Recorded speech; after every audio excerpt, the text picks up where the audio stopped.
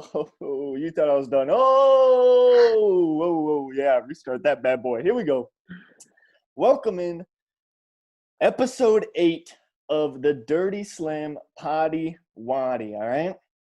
I'm your host, the Don, not to be confused with the Don of the mafioso family. That's a different Don, like, because he's, I am Donnie Doolittle, diddly diddly Donsif, all right? And this is, we're joined today by none other than, what do you want to go by, buddy? You can just call me Chafin. That's what most people call me in the chat. Chafin, my right-hand man, the slippery salami himself, all right? Happy to have him in. Hey, okay, buddy. It's Spicy Boy Thursday, but I see. This intro, I'll tell you what. What's up with the coaching situation in the NFL, all right? Yeah. So Jets DC got spanked and wanked. He went out on the note that he probably wanted to go out on, giving up a game-winning touchdown. And then Anthony Lynn of the Chargers. Dude literally said before the week started that his team had no shot at the playoffs. And they weren't even out of contention yet. And then they proceeded to lose like 48-0. Dude, like what is it's like these dudes don't want a job. I liked Anthony Lynn. I don't know. That's so stupid. Why would you say that?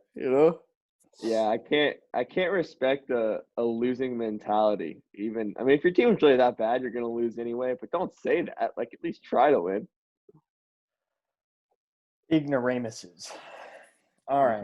Also wanted to say, yesterday was Wednesday. Weenie Wine Wednesday. Hope all of you listeners are up bright and early and enjoying this wonderful Thursday morning up here in Chapel Hill. It's chilly. It's a little brisk. How's it down there in old Harrisburg County? Can't say I've gone outside yet, but it looks brisk from the scene of things. Okay. I like old brisk scene of things. All right. There is. Well, after a full week of fantasy, we are going to get into a little segmente that we're adding to the show. We're going to do a little studs and stinkers. All right, I'll take this away, buddy. Yeah. So we're going to start off with some of our studs of the week. First on the list, we have Derek Carr, a.k.a. Derek, a.k.a. Carr. Great game from him. I know he had at least 200 passing yards and 2 touchdowns because that's simply what Darren Waller had alone. He also threw a bomb to Henry Ruggs on the last play. So you're looking at about at least 303 TDs. Great game for him. Next up, we have the Italian Stallion, not Rocky Balboa, but Josh Allen. An electric Monday Night Football performance, putting the Peacocks in serious competition with the Turtles this week. He might be able to carry them for a victory. Had nearly 40 points. David Mopportunity, the golden child of the aforementioned Don of the Mafiosos, has been absolutely electric. The boys in the back can correct me, but I think he broke for 2 touchdowns this week. Is that? Yeah, he had 2. 2 touchdowns. That's if he keeps up that could be a very dangerous asset for the Mafiosos. And then Marvin Jones and Kiki Cootie, 2 under-the-radar guys. Marvin had 115 and a touchdown for about 25 points. Cootie had 20 points and didn't even catch a touchdown. The man had like 10 receptions for 150 yards or something absurd like that. But no one cares about the good players, just as we all care about the toilet bowl more than we care about the true playoffs. Nobody cares about the toilet bowl. This is my segment, Don. Okay, we're gonna hone in on the stinkers. I'm gonna start off with Miles Sanders. I'm not really sure what's going through Doug Peterson's mind that he's giving one of the most athletic players on his team only about 6 carries a game. Hopefully, with Jalen Hurts coming back, he'll be better, but only scored about 3 points last week. But I don't really care about him. For all you Swines fans out there, this one's for you. The king stinker, the stinker of the season, the true shit king of the DGFL, Drew Lock. Just Claps to him. Has scored about less than 12 points in his last 2 starts, which for a quarterback is absolutely abysmal. Can't even get the ball to Jerry Jeudy because he doesn't know how to throw it on target. Tim Patrick is their wide receiver 1. That tells you everything you need to know. But just really abysmal performance from him. You look for him to bounce back. There's absolutely no way they do not take a quarterback in the draft. They should. I mean, Drew Lock is certainly not the answer. I think his only fan is his mom at this point. Yeah. Maybe Peyton. Maybe Peyton. I like listening to the Studs and Stinkers segment because I get to look at whose teams are really going crazy, whose teams are really sucking. But honestly, that's like half of those Studs and Stinkers are all from like Weeda's team, I think. Derek Carr, Josh Allen, Miles Sanders are in the Stinkers. So it's like, was he really good last week or was he mediocre or bad? I don't know. TBD. We'll have him. He can talk about that later. Yeah, that's true. We great show planned for you going into the second week of the playoffs. We are going to have Gweaves on at the start of the hour. It is currently 9:51 in the morning. Jack Mitchell's probably still asleep. Griffin 100%. Hicks is hungover from Weenie Wine Wednesday. We are going to have Gweaves at the top of the hour. He'll come in here at 10, and then at the back of the hour, we're going to do some spicy takes on the updated spreads and lines. All right. That's how Ryan first got his money on the show. Oh, yeah. His bread, his butter. That's where he likes to be. All curled up news, spreads and lines. I can't win games, but I do know how to bet successfully. That's honestly, some would say that is not good. It could be a problem later in life, but we'll see. You might need a support group for that, buddy. Stay tuned, guys. Gambling Anonymous, here he comes. Okay, here we go. Call for help. And this is why we like Ryan on the show is he comes up with these great ideas, and this is another one of them. T's and P's segment. All right, get your tissues ready. Bring your family close. You're gonna be crying through this one. Thoughts and prayers. T's and P's. Antonio Gibson, man. Your toe. We wish it was healed. Toe is probably the second most important part of the body, behind your heart, and our heart goes out to you, Antonio Gibson. Wow, that was powerful. Frank Gore, the eternal, buddy. T's and P's. You'll be back next week and for the remaining 38 years of your life. You will never retire. He's going to die at like 70? What do you mean? He is 70 right now. I don't know. Does anybody even know his name, his age? T's and P's, the eternal one. I'll look that up for us real quick. Frank Gore is never going to die. He'll never 37. retire. He's 37 years old. I think he had his first RB1 performance. That means top 12 RB. His first RB1 performance was before I was born, I believe. That's probably true. I don't know. Anyways. Des Bryant, buddy. He's big. We haven't really had you in the league here where you've been what you were. But everybody wants you to do good. Unlike Antonio Brown, we all like you, Des Bryant. You're the one old, slightly worse version of yourself receiver. Everybody roots for you. You, Cole Beasley. You guys, everybody roots for you. Cole Beasley. It's just, if Cole Beasley had the body of DK Metcalf, like he would be the greatest receiver of all time. Des Bryant, if Des Bryant, if he didn't have COVID last night, he was gonna go for 9 touchdowns against his old team. It just really, it's one of those situations that as a fan of football just makes you sick to watch. For him to have that opportunity for a revenge game and be the only one pulled, and then they still play the game without him. Yeah, I'll tell you what. it sucks. Another thing as a football fan that makes me sick to my stomach uh is a matchup this week that we're gonna have to watch in the Bears versus the Wolves. Sick Oh, to we're my getting some stomach. toilet bowl action. Sick to my stomach. No. I'm not watching that garbage. I'll just see what it is afterwards and hope my bet hits on the weenies. You know, I will say to talk about a matchup that's a little more tantalizing with our two like true playoff matchups. Really excited to watch the week uh, 15 and 16 championship matchups across the league. We might have to get like a league Zoom going or something because I feel like that's going to be. I mean, that's the pinnacle. We might have. I don't know who's going to be in it yet, but I think any of the four teams can go off. So I think it's going to be an exciting matchup, unlike all the matchups in the toilet bowl. Anyways, transitioning now out of our spastic intro. We got about 4 minutes until the man, the myth, the legend, Gweaves joins our call. Greasy Finger, as they call him. Gweaves. Nobody knows his last name. First name Gweaves, last name nobody knows. All right.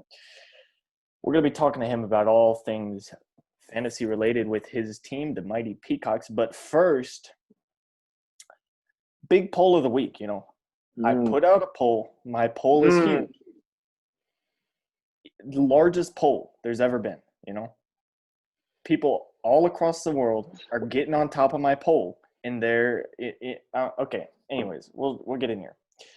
Big poll of the week: who wins the playoffs? All right. This was 12 votes. This was really interesting results for good league participation. Really interesting results. Screaming Turtles 8%, Mighty Peacocks 17%, Rods Bods 33%, and Mafiosos 42%. 5 out of the 12 went to the Mafiosos, who was considered arguably the second worst team to make the playoffs. We'll get into to Mafiosos later, I guess. People are believing in the man season, as you call it. The Don, he's doing something crazy over there. We'll talk about that later. Big matchup with the Bods. Second highest total, 33%. What's that, like 4 out of 12? No, that'd be 33%. 5. Yeah, he's got 33%. Oh, sorry. I thought you were talking about the Mafiosos. People don't listen to our math here on this show. All I know is Jack Mitchell is definitely the only person who voted for the Screaming Turtles. Jack Mitchell, he's the lone wolf. I think the 2 votes for the Peacocks are Hunter and Gweaves. I agree. All right, we don't need to dox anybody's votes here. Another second big poll of the week that I did not put out. Faux big poll. Just want to validate it here because I'm all for validating things that aren't real, but it's another story. First Frogs, big poll of the week. Who wins Frogs v. Swines Bowl, also known as the inaugural light rail properties Swines v. Frogs Bowl. 8 votes, 62% Swines, 38% Frogs. Was anybody surprised?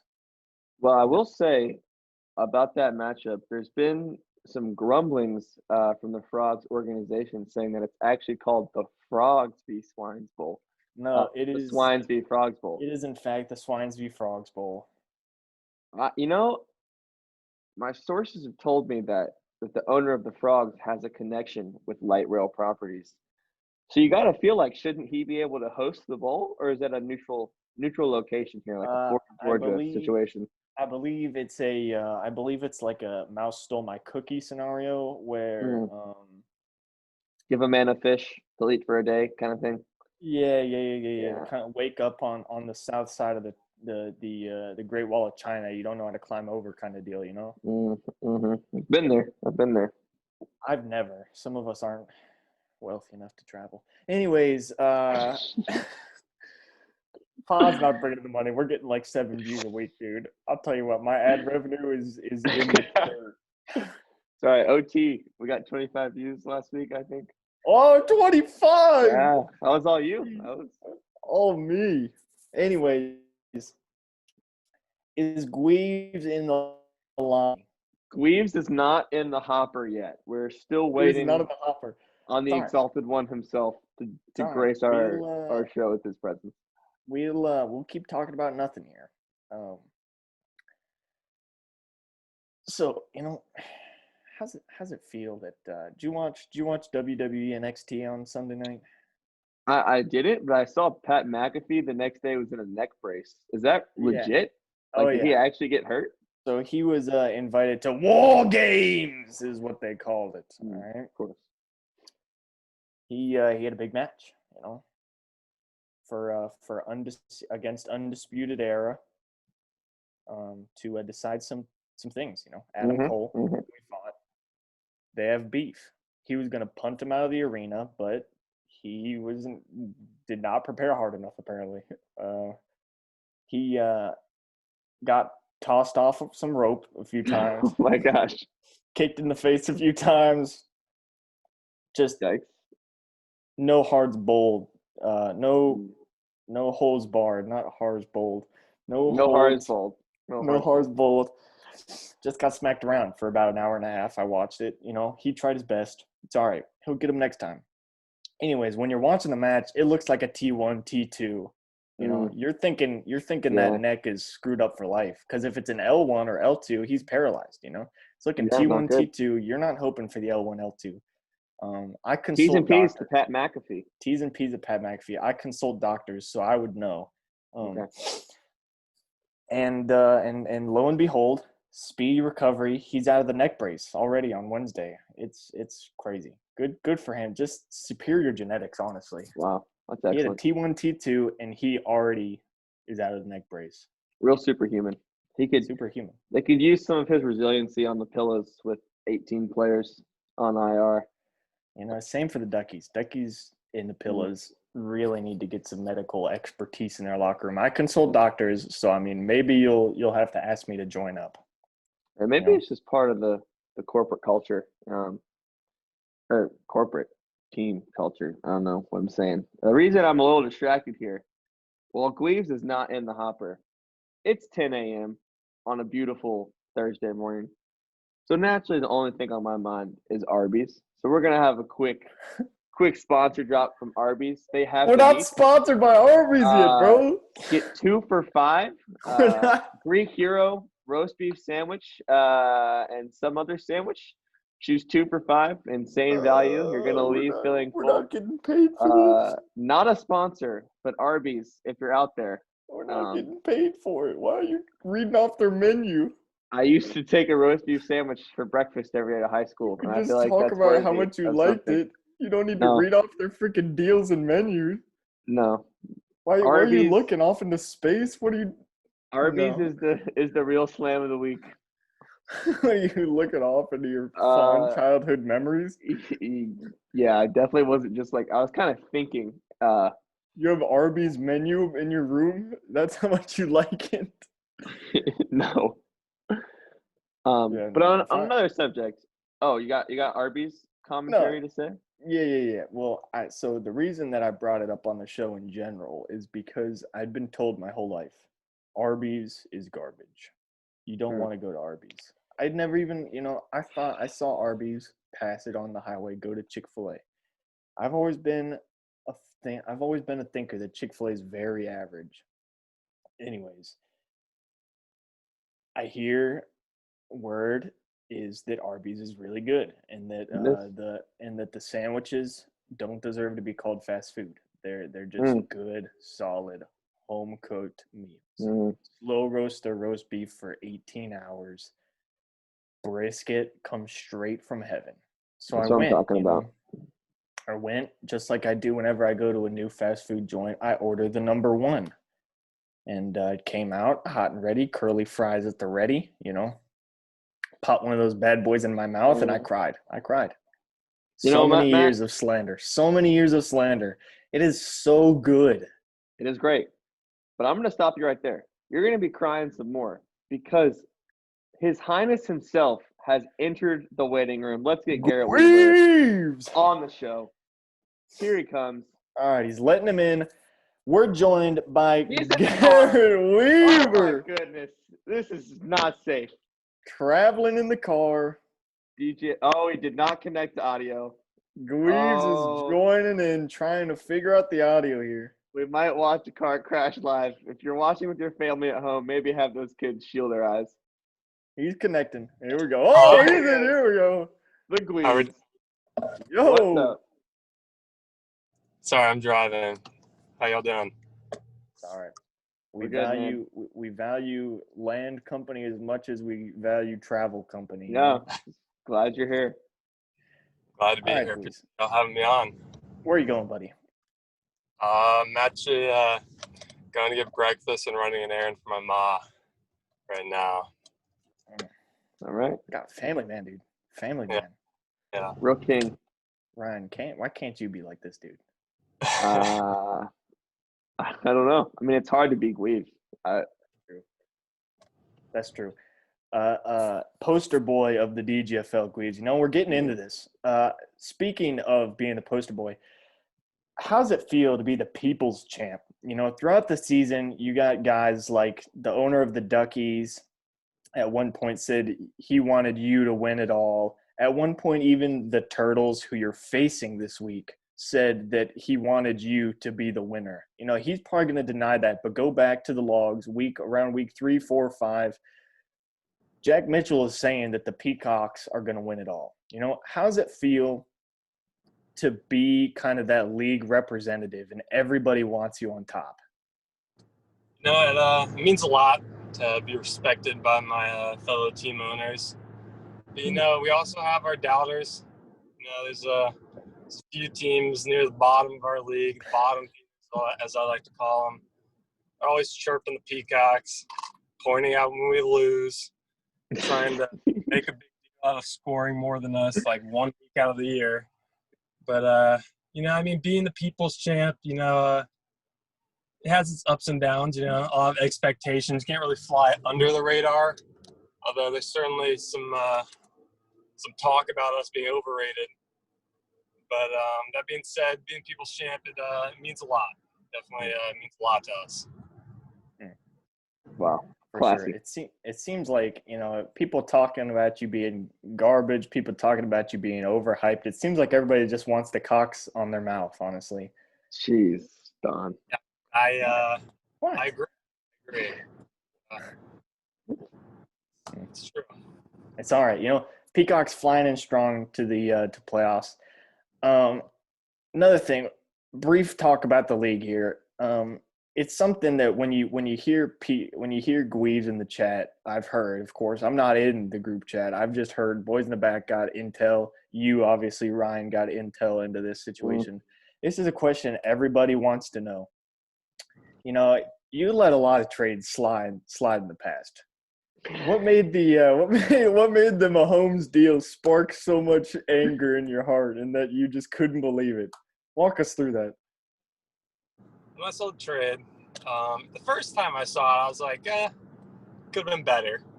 The longer I thought about it, I just want everyone in this league to be competitive. You know, I don't ever want to see a trade drag another team down. And We'll get to that in a second. That trade in particular, I think, had a lot of flaws in it. I mean, Patrick Mahomes is, in my opinion, I mean, there's various rankings out there, but I mean, in Superflex, obviously we're not in Superflex, but in Superflex, he's the number one dynasty asset by far. So, I mean, that just tells you the weight. And he has a 10-year contract. He's the best offense in the league. He's going to be the number one quarterback every single year. And Gillard traded him for not even the best quarterback on the team that he traded for the second best quarterback. Didn't even trade for Justin Herbert. And OBJ hasn't had a top 15 season since 2016, I think. And two second rounders could be Keyshawn Vaughn and AJ Dillon. They could also be Claypool and Gibson. I mean, how often? I mean, that draft was one of one. I mean, the draft's not going to happen every year. I mean, that's what they said about 2017. True. With Gillard's drafting skills, I mean, he's going to get McFarland again. And I mean, this I mean, this any like Joe Burrow situation. I mean, obviously it sucks, and there's nothing you can do about that. But I mean, the guy was getting destroyed week after week on the offensive line. And, I mean, obviously the injury is nothing you can do about that. But I mean, the offensive line needs some help for him to be able to stay alive back there. For sure. Now the Bengals don't have an indoor practice facility. I think the only NFL team. You'd have to think that that's really the reason that they stink so bad. They don't have an indoor practice facility. Yeah, I mean, it definitely doesn't help. That's All right, Guiz. Any other trades in the league that you weren't really vocal about in the past that you're just like, this is just unreasonable? How did this happen? This is a scam. I wish I had done that deal. I mean, there's obviously been hindsight deals that are just out of the water. I mean, obviously the Antonio Brown deal sticks out. We've had some other ones that are a little bit skeptical. The Leonard Fournette one really. I mean, I know there was actually a first rounder attached, but it was a first rounder. I mean, that trade. I mean, I don't know who would make that trade. Garbage trade. Garbage trade. Just wait till next year, baby. Garbage trade. Dude's an absolute plotter, dude. Wait till he's out of Bruce Arians' offense. Yeah, it was like 3 yards a carry. Have like 800 carries in 2 years. Like his legs don't even work anymore, and I mean that was just. Booga Nation, baby. That was, but I mean, yeah, I mean, all the trades are hindsight, and you can't really do too much about them. There's a lot of scrutiny around my deal with the Weenie Wolf. Perfect transition. This is the next question. How did you scam the weenies so bad? Mister, I don't want to see a team not be competitive. Yeah, Griffin. I saw Griffin making some trades. He'd done quite a few. A few weeks prior, I was playing him, and he traded for Tom Brady. At the time, I raised some questions. I'm like, what's happening? The whole league was like, oh, it seems like you're scared or something. That week.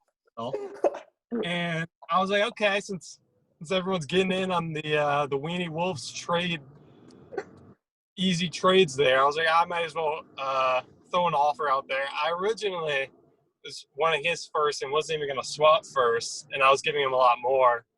But I know he did the swap with the Tom Brady trade, so I figured he'd be more likely to do that.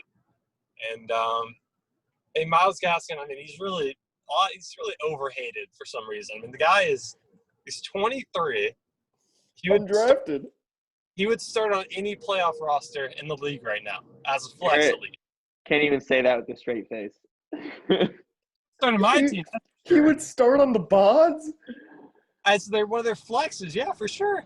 No, dude, Kamara in his flex. Dude is flexing Kamara and Mike Williams or something like that. Oh, he would start over Mike Williams 100%. Yeah, we'll have to fact check, see if he's actually flexing Mike Williams. Boys in the back will fact check. Anyways, dude's undrafted. If we're talking about undrafted players, I mean, did he really stand up to like be good enough to not put more capital when they have so many picks in the draft? I mean, yeah, I got him on free agency on the waiver. But I mean, that doesn't make him a bad player. Okay, he's still a really good player, obviously. Mm-hmm. And I mean, if he's the running back next year in Miami, then I might have lost that trade pretty clearly if he's a starting running back another year in Miami. He's 23. Looked at his contract. He's got 3 more years in Miami, locked down there. It's a high offense now. Well, you'll have lost the deal if Griffin drafts somebody good and that happens and you draft poorly with like the 102 or something like that. I mean, there's a lot in the air. I just think it was a little bit over-scrutinized. But, I mean, think about it. I think we don't have to talk about it. Are you at your house right now? Are you trying to go inside? No, you're good. I'm sitting in a parking lot right now. Okay, cool, sweet. Anyways, I think a lot of people scrutinize it because you look like, obviously you got your guys like, I don't know, Swift was really talented. He's been playing good. It's like, would you give Swift for Gaskin in the 109 or the 111 or whatever yours is going to be, you know? Yeah, I mean, I get what you're saying. It's all right, you know? You don't have to – And I mean, I get what you're saying. It's I mean, the pick swap is Griffin seemed more open to it. I mean, I guess some people value that differently. I mean, obviously this year. And that pick could be Justin Jefferson's clone, Yeah, it's true. Yeah. I don't Probably know won't be. if we get into the value of the top 3 picks this year, but obviously I wanted to try to get in that range. Yeah. Some of those Good move elite for guys. you. Yeah. Good move for you because you have a chance. You have the chance to win the dance and then off-season prance. All right. Yeah. Just made that up on the spot. If you win the ship and take a top 3 pick in the draft, maybe top 1, depending on how that lottery goes. Like you'll know if you win the championship and get a top 3 pick, you'll know within 1 week. How is that? How is that possibility? Does that give you rumblies in your tummy, bro? Is that just giving you the goosebumps right now thinking about it? Yeah, I mean, for our team, the playoffs are it's a win-win for us. If we win this week. Obviously, we have a tough matchup, but win this week in the championship, then all my focus is in the championship. And if we lose, we have a top 3 pick, the only playoff team other than the Frogs that have first-round picks, which is quite incredible to not to up for a championship and still make the Final Four. But we have a lot of bright future. I think our oldest starter is 27 years old. So we're only going to get better. I mean, there's some teams in our league that are quite the veteran players that are only going to get older. So we're trying to make a dynasty over here. We're trying to championships year after year instead of just a one-time thing like you see the Swines did. Oh, So, we're trying to build something. Wow. I think not only are you and Reed the only playoff teams that have first round pick this year, I think I have a hunch that you're the only teams that have a first round pick in the next 2 years. I'm gonna look. I think the Bods might have one in 2022, but I'm pretty sure both the Turtles and the Mafiosos have no other picks. Good. Yeah. I mean, those teams, I'm glad to see it's paying off for them. And so far, so good. They're where they wanted to be. But, for the Turtles, if you lose this week, can you imagine? Can you imagine 2 years in a row, 0 playoff victories, best team in the league, most points scored, 0 first-round picks, Oh man. quite possibly the best wide receiver asset in DK Metcalf and Austin Eckler and 2 first-round picks for one guy that now has injury history. And, I hope he plays this week. I really do. But, yes, tightness in his quad now. The guy just too many touches last year. Hope he stays healthy. But, the poor guy, if he loses this week, as a neutral, if I was in a neutral position, right? Somebody's got to check on him if he loses. Yeah, he's not okay if he loses. This Someone's guy got to go to his house. he's just does he give away his team? Does he swap with Yeen or something? Swap teams? I don't know how that works. But the guy you need something. I don't know. I don't know how you continue from there. I don't know. Yeah. T's and P's to McCaffrey. T's and P's to Jack Mitchell if he loses. If he loses. It's a storybook kind of thing, though, for the Peacocks to come in here and beat him, honestly. We had the Swines and the Frogs talk a few episodes back talking about storybook endings to the season. Their ending, they were talking about their storybook ending meeting in the championship. I think it's a better ending for them in their new goal they created. Better ending. The better ending for the other remaining member of the Big Three is to lose, because everybody wants to see him lose. As a bettor, I think I bet against him every week. I don't have any reason to not like him. I just do. Anyways, yeah, I got nothing else right now. I'll probably think of something. You got a question, Ryan?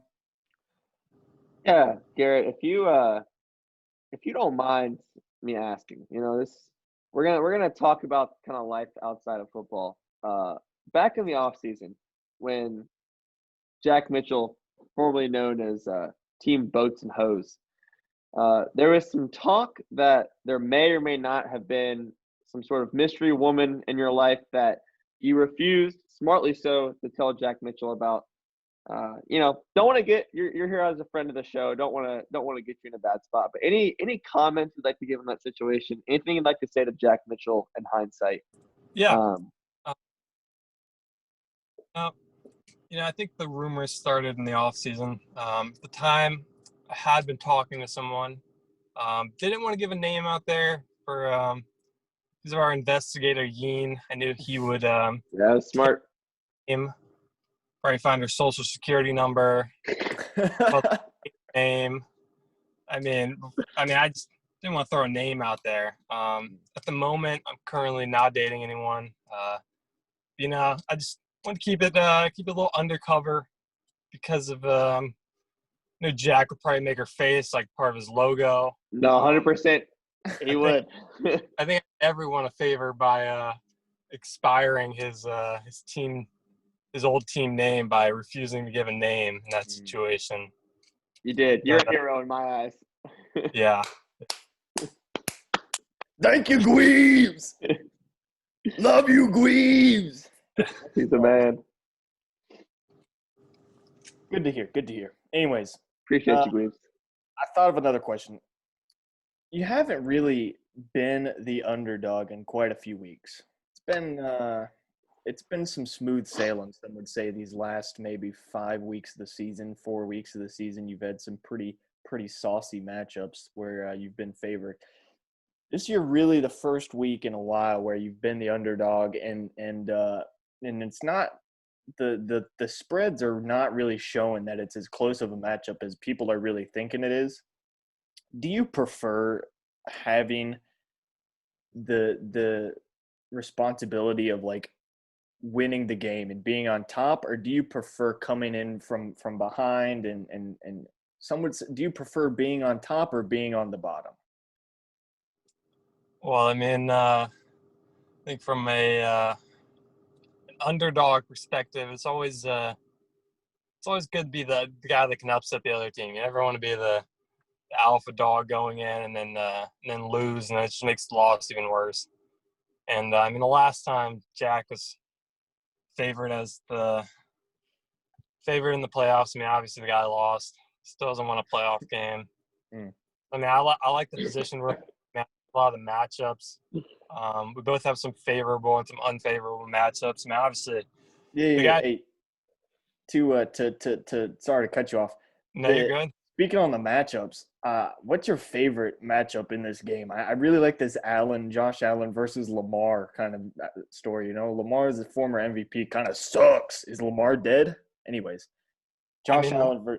What's your favorite matchup this week? From Jack's perspective, if you look at his team, the whole team, his window is closing fast. I think we can all see that. Obviously, he just drafted Justin Jefferson, so that expands a little bit.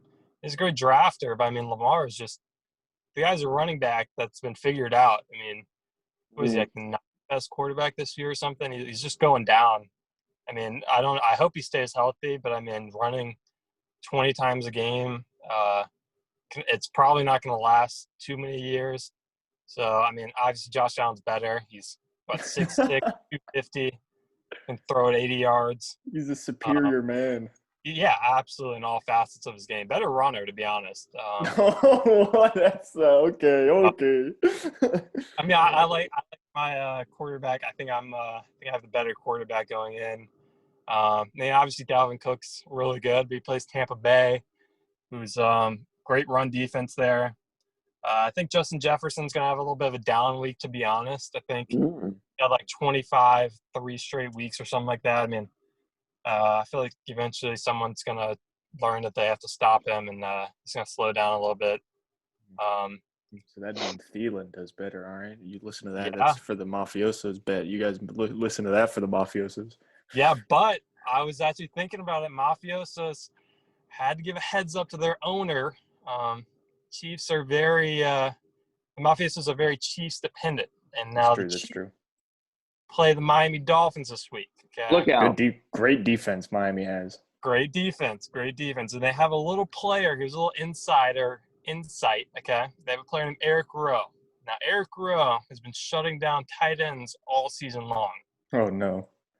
Now, if you look at the stats of the teams they've been playing, he has been holding tight ends like 30 yards a week, including George Kittle, who he held, I believe, 20 yards back when they played him a few weeks ago. So I think Travis Kelce might have some problems in that matchup. Wow. Struggle against the Dolphins secondary. Don't like to hear that. Having the mafiosos in my teaser this week. Do not like to hear I'm that. kind of tilting on my. Oh, we'll look at the matchups later. That's a little scary now. Because I was just thinking last night, the mafiosos are really not good without Kelce. Like, dude is legit like another wide receiver one in his tight end slot. So, Yeah. Listen, I love the mafiosos. I think if they can win this week, I think I really like their chances. I just think the matchup this week, being Chiefs dependent, could be difficult. But I mean, they've been hot. They've been really hot recently with their whole man month. I don't know. Is DJ Moore playing? That's the thing. We talked about it a little on Tuesday that we have boys in the back are telling us that our insider in the mafiosos organization will, if DJ clears COVID protocol in the next few days, he will be starting over Clyde Edwards-Helaire. Okay, it's important to know.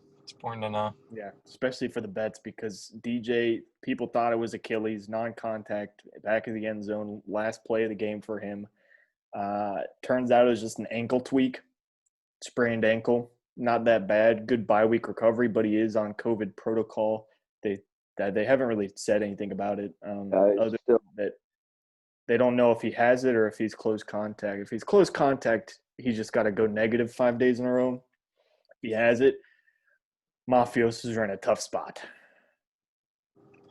Yeah. I mean, who knows? Anything can happen in the playoffs, you know? Any team can score 70, any team can score 150 and win. That's true.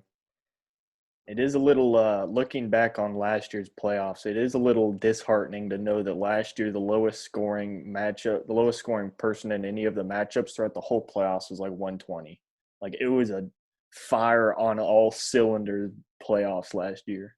Yeah. I think my team, obviously I had the lowest of last week that won, but I think the PPR to the new format obviously changes it a lot. Makes a big difference. It's so wise, Guiz. I forgot about that. Yeah, the no defense and kickers can also play an impact. So it's true. It did get replaced by only one flex, so it depends. Good. Guiz, this is why we have you on, Guiz. You're just a smart dude. Friend of the show. Smart guy. Friend of the show. Golly. Love having you on. Anyways, Ryan might have another question before I ask mine, but if not, I got probably the most important question of the day. Hit him. What do you do in your free time away from Fantasy Weaves? Are you kind of like a book reader? You watch more football, dive into the highlights, or do you just take long walks in nature, camp amongst the stars? What's your MO outside of fantasy football? Yes, I'll give you like a day-to-day experience. Good guy. Up 6 a.m. cold shower. Okay. Wow. Cold. Best for the body. Wakes you up. Gets the muscles. Activates them. Okay. Activates the muscles. Nice cup of black coffee, straight black. Okay. Whoa. Yeah. It's a regiment. And we go on a 2-mile walk in the park. Okay. Oh. Meditating every day. Meditating? You can walk and meditate? Yep. That's sick.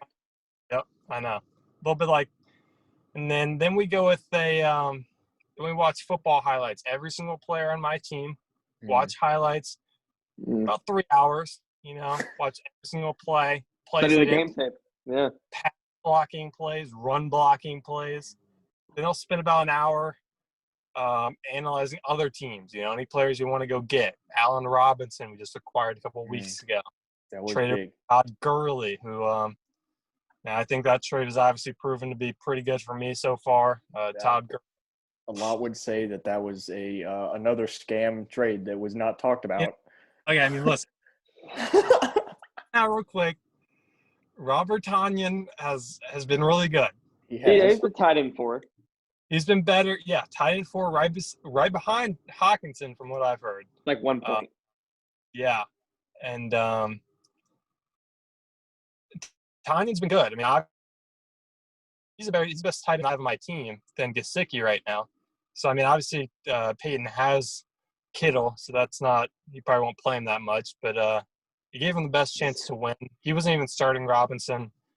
So, I mean, I think it helped both teams in the end. Who knows?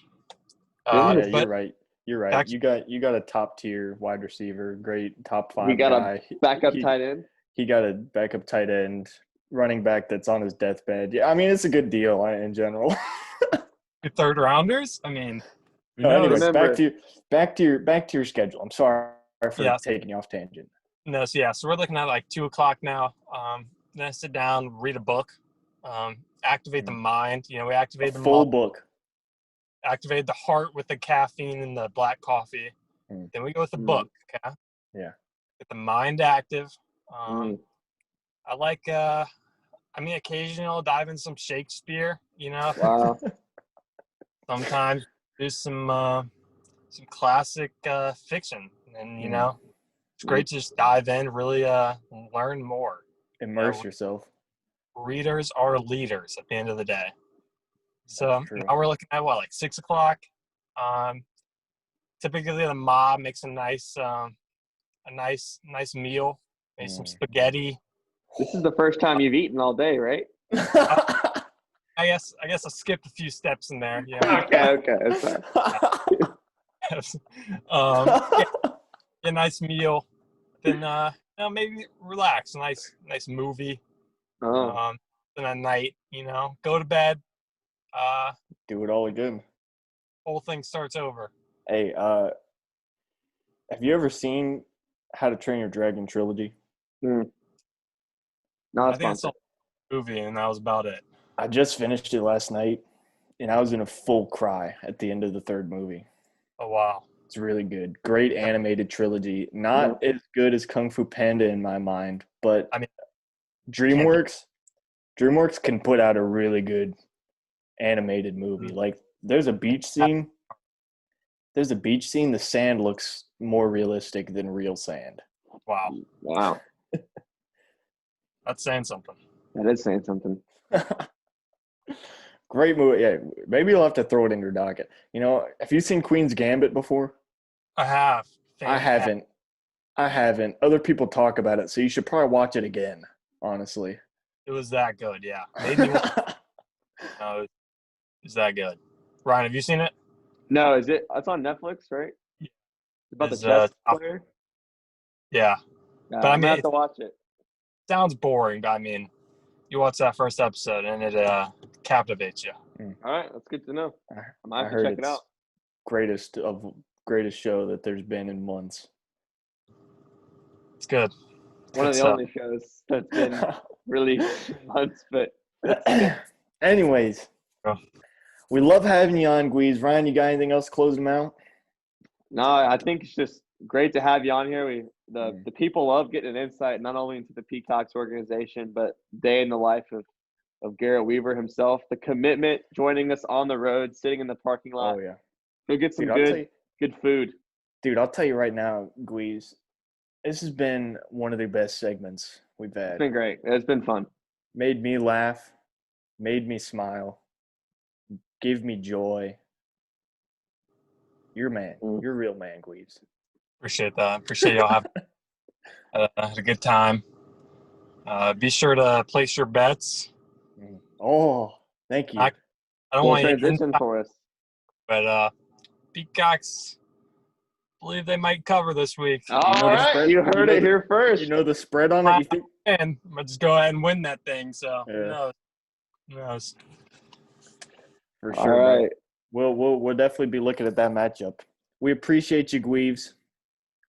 Have a great rest of your day, buddy. Have a good one, y'all. See ya. See you, Guiz. Great man there, Guiz. Awesome guy. We're going to have to have him on again. He's a real class act. I actually really enjoyed was not expecting. I thought that was going to be all business. I thought it was going to be really let us in. Tough and tumble. I laughed a lot That was Opened his really, heart. This really electric. fun. Very Really fun fun. interview. I loved it. Love Thanks, Gweaves. Gweaves. If Anyways, you're listening now, thank you. yeah, boys in the back, Gweaves. They say they want to hang out with you. They heard that you can really down some fried chicken. You know, Now, Don, I'm gonna have to. I don't know what that means, but He can down it. I'm gonna have to. I know, the reason people come to the show on a Thursday, Spicy Boy Thursday. We gotta get into the bets, but before we get there, a quick word. Arby's. They have the meats. We're not 2 sponsored. for $5 at your local Arby's. The hero, the roast beef sandwich, and the ham and cheese. Peloton. Hey, you can get a workout in on your Peloton Yeah. while you're eating your Arby's. Not a sponsor. Not sponsored. Let's get into it. Spicy Boy Thursday. Spicy Boy Thursday. I'm just repeating at this point. Bonds v Mafioso's matchup of the week. Spread in line, 3.5. Bod's favorite, 260. Now, I'll tell you what, Ryan. Tell me what. Mafiosos have covered every time they've been the dog in a matchup. Every time they've been really covered. 5 straight covers. Only time they have not covered was the first week the lines were set and they played the Jawlers. Yeah. So the Mafiosos are on a tear right now. All right. Tear, 5 straight covers. Odds have been the favorite since the lines and spreads have started. They have only covered 33% of the time. Wow. Okay. But 3.5 points. This is a coin flip. Pick 'em. This is a pick 'em. Do you take the talent for the Bods or the matchups for the Mafiosos? So coming into this show today, I 100% thought the Mafiosos were going to win outright, especially given that the Bods won 30. Dropped a nuke. Yeah. Gweaves dropped a nuke. Because I think Darren Waller returns to earth, and then Gweaves Woj bombed us, weave bombed us on the show. He weave bombed us. We love the weave bomb. That's a thing now. We're definitely gonna have to get some more weave bombs in the future. Yeah.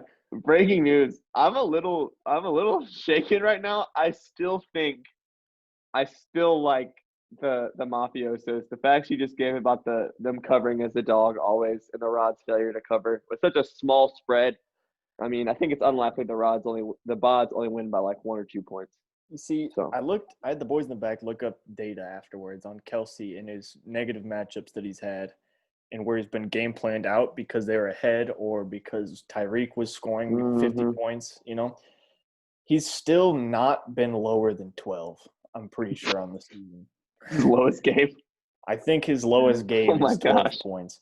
I can recheck that as I'm talking, but I think when you're looking at the Chiefs, even if they got a dude that's really locking up tight ends on Kelsey, like if he's your dude, like if they really believe that Kelsey is who, like, they got Big Red as their game caller, he's going to find a way. So I was in fact incorrect. His lowest was against Denver when they sat their starters. No. Week 7 when their defense scored 3 touchdowns and they sat their starters halfway through the third. Mm-hmm. They only had 4 offensive possessions the whole game, and Kelsey was only out there for 2 of them. Anyways, so his floor is looking like 4 or 5, but his ceiling. Yeah. Anyways. Is that I think he'll match Waller regardless of the matchup with Miami. I think he'll match Waller unless Waller goes for 50 again. I just feel like it took 3 defensive touchdowns and only 2 offensive series for him to score 4 points. You think if he's out there for the whole game, he's getting at least 8, at least. Yeah. And so I would say that's 4 is not like I don't think he can score. His worst game where he played a full game was like 8, I think. Yeah, I'd say that's a more realistic floor for him. Anyways, we think I don't know. I still hold strong on this one. I agree. I still feel like I got to take the Mafiosos just because of what they've done the last 4 weeks, not being below 120 points or something like that, even I with agree. Stark being out. The matchups are too good. Montgomery and Jonathan Taylor have great matchups again. Obviously, this Miami matchup's not great, but then you look at Thielen and McLaurin. That's just, I don't know. I just look at this. I just look at this and I see that it's going to be a fight. But I feel like if they don't win, it'll be close enough to where the Mafiosos cover. There it is. You heard it here first. Yeah, whatever. It's the more I think about it, the more nervous I get that maybe I don't know. It's a big-time matchup. It's the people out there that have to make a decision. I'm putting it in my teaser, though, FYI, to everybody out there. I'm fairly confident that the Mafiosos can win this game and cover. Yeah. So it'll be my first game in the teaser. Obviously, if you have anything about those, Ryan, you can add them in as we go. Okay. Next matchup, Turtles v. Peacocks. Now, in this last matchup, we didn't really talk about many players, but in this one, I do want to highlight. It's a 14.5 spread on 250 for the Turtles as a favorite. It's a larger spread than I thought would end up happening, but it's because it's these matchups between Lamar and Allen at the quarterback position, and then the running backs is Jones and Sanders versus Christian McCaffrey and Dalvin.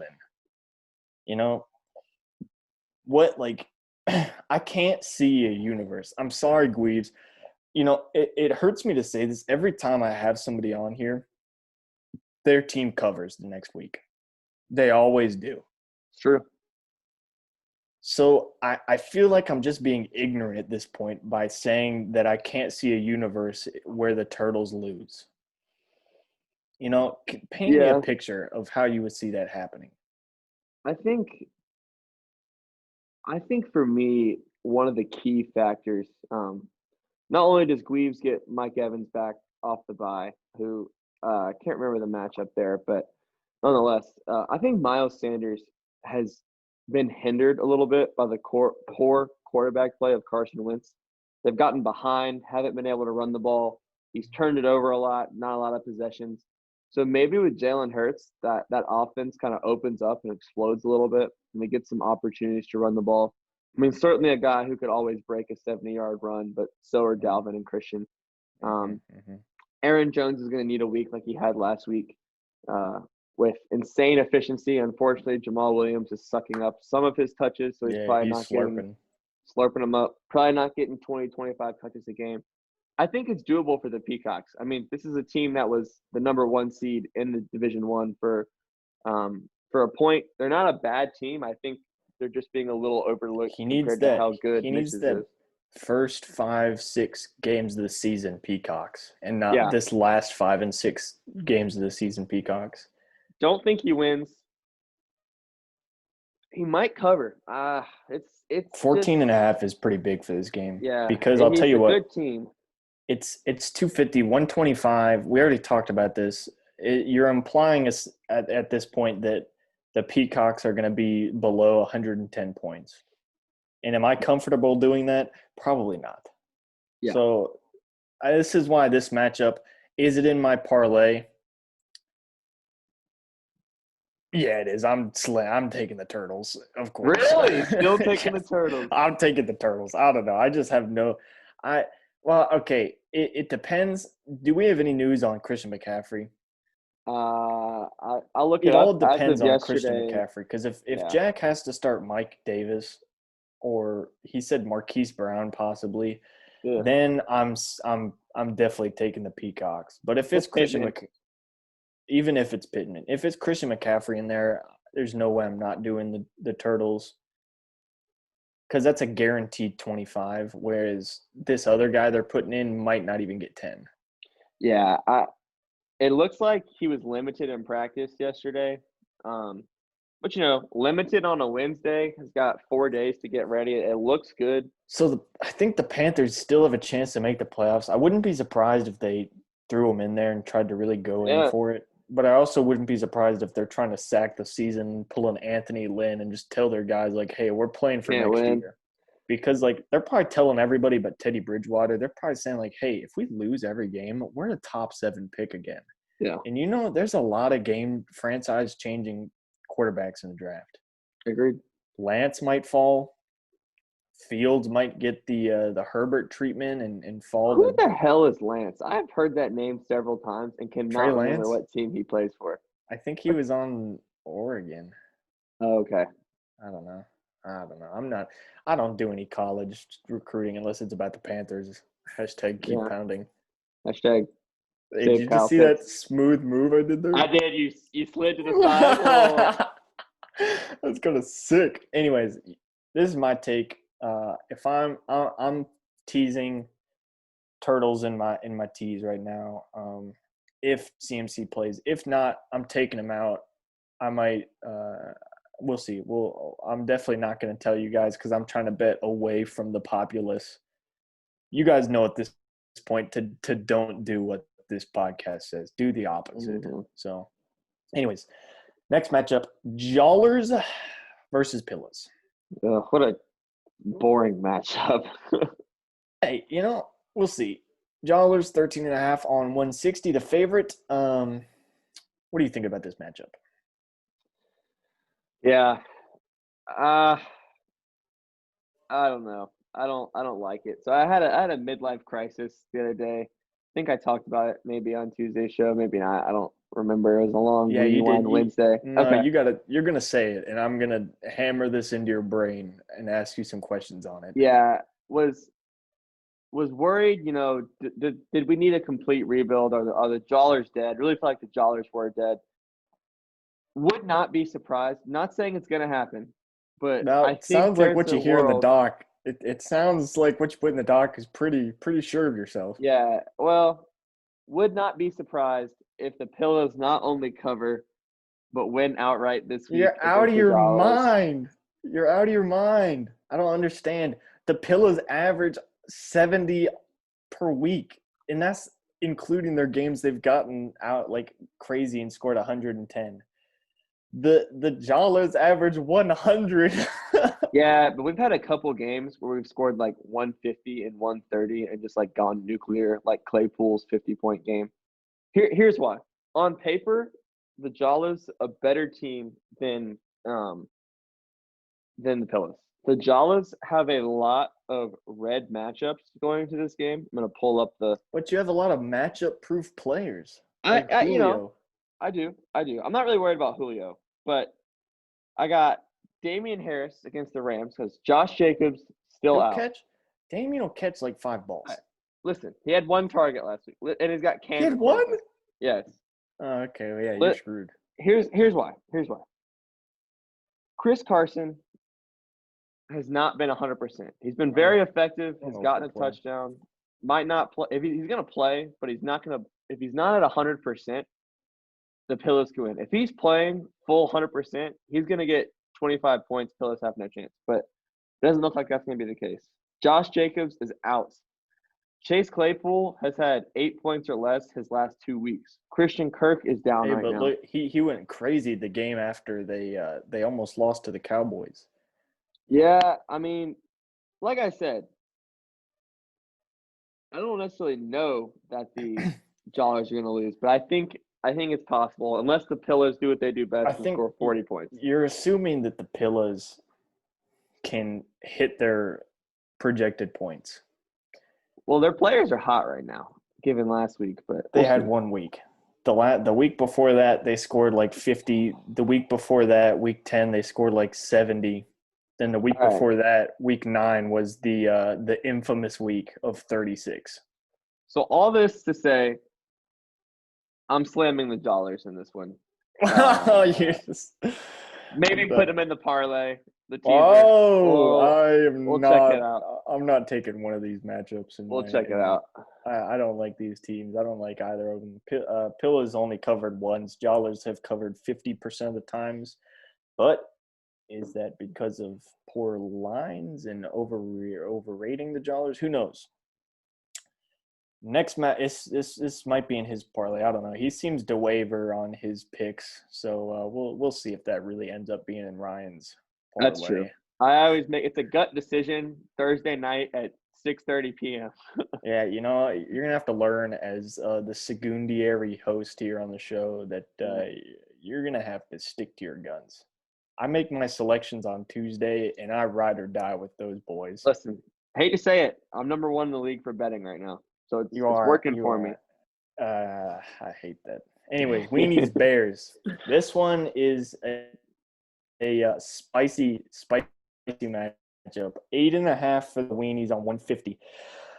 Okay, 75 each. That means the Weenies either have to score above that, and the Bears have to score like either the Weenies hit 80, 85, and the Bears hit 65, 60,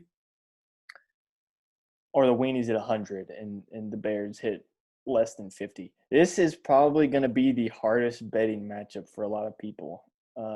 We'll see. Like a lot of people are going to want the 18.5 for the Bears because it's such a wide spread on such a low over under. But here's something. The boys in the back got some data. We already talked about this before. Weenies haven't scored below 80 since week 10. Bears haven't scored above 70 since week 9 and have scored below 60 in 3 of their 4. Thank you, boys in the back. Thank you, Ryan, for that research. I'll read through that again slowly because it's important. Weenies don't score below 80 since they did a few of these trades. That means for this under to hit, the Bears have to score below 60, which they've done 3 of their last 4. Am I saying that this is going to be an under matchup? I don't think so. I don't know. How can I bet the under on 150? This is like the worst matchup of the year. I don't know. I'm obviously taking the 18.5 on the Weenies, though. I really think it's easy for them to get that. That's definitely in my teaser. Right now, I'm 100% doing at least a 2-bet on the Mafiosos and the Weenies. At this point, that Turtles game is a potential in there to make it a triple threat kind of guy. Yeah. Anyways, I was supposed to explain what parlays and teasers were. I think the people at home are well versed in sports betting enough to know. I'll just go through it again. Give them a quick tidbit right now. So basically, a teaser or parlay. I call them teaser. Ryan call them parlay. It's basically you pick the teams that will cover. It's a combo kind of system where they all have to cover and you get a bigger payout. But if one of them doesn't, you lose the whole thing. So it has a larger payout, larger risk. Minimum of 2, maximum of 6 because there's 6 matchups. For the 2-bet, it's 3 for a win, 3 for a loss. The next one's called a triple threat, which is 3 teams for +5 for a win, -4 for a loss. 4 teams is called a quadricepto, all right? 10 for a win, 5 for a loss. Next one, 5 teams is called a pentaculonimbus, all right? That's Vegas literary term. No, I didn't make that up. That's 15 for a win, 10 for a loss. It's getting pretty high here. And then last but not least, you're the spread maniac. If you get all 6 spreads right and do the teaser on all 6, 30 for a win, 15 for a loss. Wow. You have to be really confident to do that one. But, nuts. When there's money involved, you might do it. A lot of risk takers out there. Anyways, sorry for waiting to do that. I think this is an easy slam for the Weenie Wolves to cover, thus putting them in my teaser. Teaser's only for spreads, so I don't have to worry about the over-under on my parlay there. So I'm definitely putting them in there. Yeah, what do you think? Just to complicate things a little bit. Please don't. No, not with the parlay. Oh, okay. Carson Wentz obviously getting benched this week. The Bears are going to have to start Trubetsky or TH2O. Does that actually make them better? No. No? I mean, Carson Wentz has been abysmally bad. He starts Wentz, Fulgham, and Ertz. So, that's the only reason he ever does well is because if the Eagles do well. Okay. When they don't do well, just putting in Bridgewater isn't going to make his 50-point weeks go up to be 80. Fair enough. It'll make his 50 points weeks be 60. But is that enough for him to get the get the spread or hit the over. I mean, assuming Lockett does well, Fulgham and Ertz do well with their new QB against the arguably top 2 defense in the league in the Saints. I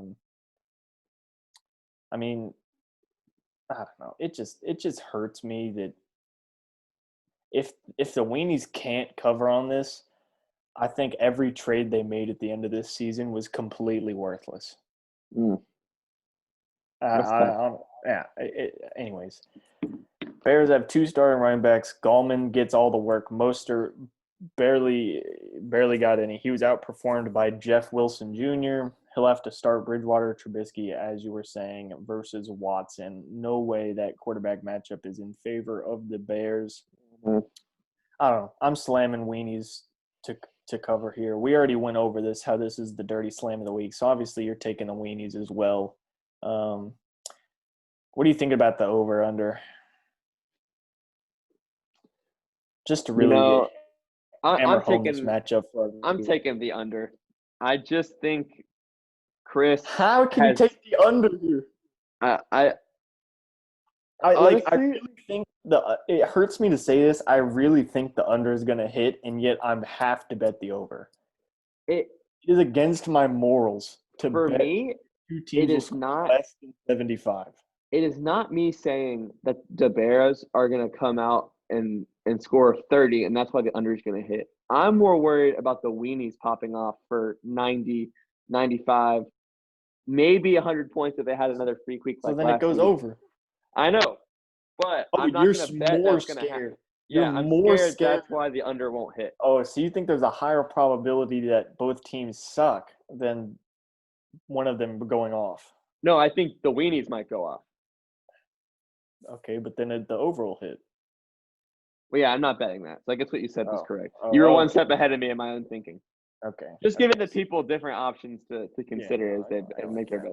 Yeah, you can lose that matchup. It's fine. Anyways, going on to the inaugural Light Rail Properties Swines v. Frogs Bowl. 19.5 for the Swines, 230. The over-under went up since we last talked about it. You know, you really looked into the matchup a lot. So if you want to take the reins on this one, you can go ahead. Yeah, Swine's organization very close to me.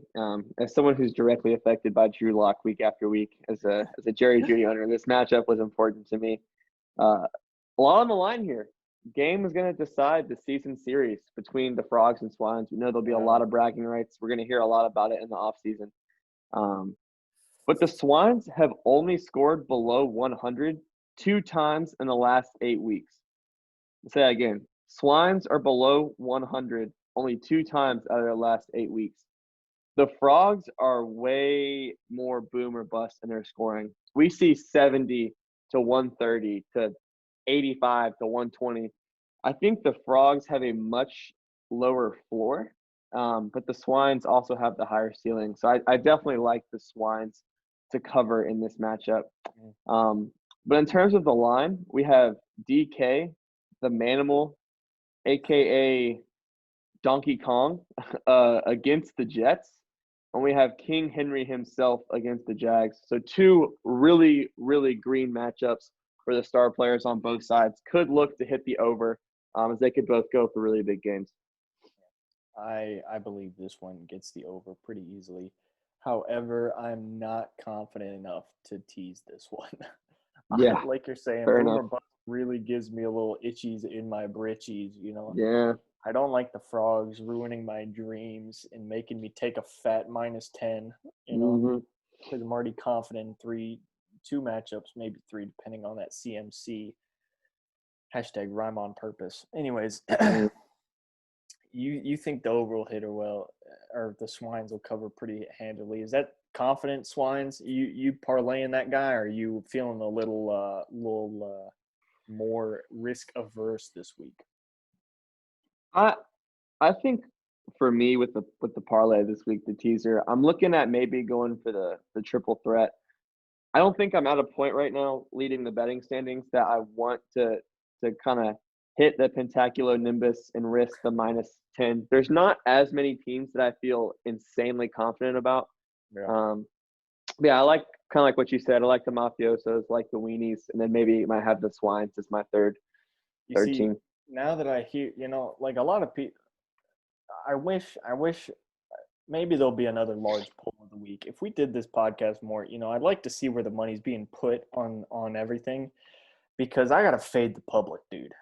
Every time I'm with the public, I end up fat middle of the pack. Mm. Whenever I'm opposite and I'm picking strange things, that was like I scored on every matchup, So hey, if you're listening to this, choose the opposite of me. I need a big week here. I can't have this pony ahead of me in the standings. Cool. Anyways, you're thinking you might parlay them. That's good to hear, I guess. Confident. I don't know. Inaugural Swines Bowl. I'm interested to see how that goes. Apparently, they got a shovel trophy. Looking forward to seeing that. Yeah. In the works. I liked the Photoshop. Thank you, Yeen. Shout out. Looking forward to your off season rebranding. Anyways, last matchup: Duckies v Cheese Boards. 17.5 on 210 favor the Duckies. So obviously, I think you looked into this matchup a little more than I did. I gut check the Duckies because they're either really good or they suck, and it all comes down to their wide receivers and Diggs and stuff and Devontae and their all three of their Brown starters on his team. I looked inside my gut, and I'm thinking this matchup sucks. DeAndre Swift, I mean, they think he'll come back, but Adrian Peterson says the dude looks like he's running around like he's not himself anymore. I think this is the under is my first decision, and then I'm pretty sure the Duckies cover on 17.5. I don't think the Cheese Boards go above 90 this week, honestly. Who did the Browns have this week? Do we know? I don't know. I'm telling you, I don't ever look at the Duckies matchup because matchups don't matter for the Browns. Baker, I don't know. It's I burn myself when I look at the matchups. The Browns have the Ravens. Yeah, so like if I see that, then I'm like, okay, it's easy Cheese Boards cover, but I'm not doing that this week. I refuse to let the matchups hinder my decision this week. I'm gut. Every time I fade the Duckies, they always hurt me. I'm taking the Duckies 17.5 on the under. I think this matchup sucks. And what was that you said? Adrian Peterson? Did he actually say DeAndre Swift doesn't look like himself? Yeah, he said that about a week and a half ago, maybe a week ago. This man's really leaking a lot to the – Well, Adrian Peterson, he said early in the season that, like, the Lions are stupid for not starting DeAndre Swift more than him. And then, like, to now hear him say that he doesn't look himself anymore, it's a little concerning because very concerning. Had a concussion. A lot of players can get a little tied down by that mental thing. I don't want to get hit anymore. Yeah. Anyways, what are you thinking about this one to close out this spicy spreads segment? Yeah, this is probably my least favorite matchup of the week, to be completely honest. I think I like the Duckies and I like the under. I think the Duckies will do just enough. I don't think the Browns will get blown out by the Ravens this time. I think it'll be more competitive. But yeah, there's just not much that excites me here. Mm-hmm. Duckies in the under. I don't like that you're matching all of my decisions. It's really. I'm not matching all your decisions. Oh, okay. Yeah, we'll see. You change your decisions as the week goes on. It's all right. They're not on here. People aren't listening to hear what we're saying. They're listening because they want to hear what they want to hear what we're not saying. Exactly. Anyways, that'll do it. I'll just briefly run down my picks. Ryan doesn't have to do that because he is not contractually obligated. All right. I have Mafiosos on the over, Turtles on the over, Pillas on the over, Weenies on the over, Swines on the over, and Duckies on the under. Okay, now that I read that out, that's a lot of overs. Big fantasy week for the Dons. Big fantasy week. I'm slamming the Mafiosos opposed to the Dirty Slam. I refuse to slam the Dirty Slam of the week in my own bets because we've not had good statistics. 1 in 5, I think. 1 in 5. Dirty Slam is the Weenies. I'm slamming the Mafiosos. I'm confident in both of those games. Thus, I'm teasing them for a 2-bet. Looking for that +3. Possible triple threat for the Turtles. I'm not confident in a quadricepto this week. If I was, I believe my quadricepto would be the Swans. But I'm not doing that. I'm doing the triple threat, I think, with Mafiosos, Weenies, and Turtles. That'll do it. That's Spicy Boy Thursday. Spicy Boy Thursday. Thank you, as always, Ryan, for being here. This week has been great. Jack, loved having you on as a co-host. Yeah. I think conversation with Gweaves went a lot smoother than it would have been if it just me. I think this might become a regular thing. Wow. I think as the Dirty Slam transitions into the future, Overreaction Tuesday might consistently highlight Jack Mitchell. And I believe that we might have to work a deal out with Gweaves to get some more Gweaves bombs. Yeah. Some Weave bombs. I think as the Dirty Slam progresses, you'll see more and more changes. Future's bright. Future's bright. Thank you, listeners, for letting us gallop in your ear holes this fine Thursday morning. We are, just like always, find me on Twitter at officialdgfl. Send me a picture, Is your dog – did he get in the peanut butter, Send me a picture. Did you find a cool stick on your walk today, Send me a picture. Is your stepsister stuck in a vacuum cleaner? Send me a picture. Anyways, we love having you on. This outro is going way too long, so I'm going to drag it on even more. That's what I'm talking about. I'm just kidding. Looking forward to these playoff matchups this week. Get your bets in, get your spreads in. DGFL is going to unsponsor me. Official DGFL. This was supposed to be at the beginning. Announcement. I'm sure like 3 people are watching to this point. You're still listening. Hopefully you're still listening. Official DGFL announcement. Monday, January 4th. That night is the league ending celebration. It is going to be in Hunter's warm, hot backyard. Voluptuous. Unless the location changes, plan on wearing something nice or weird or your mascot attire. If it changes, it could possibly change to Josh Roddy's backyard, owner of the Bods.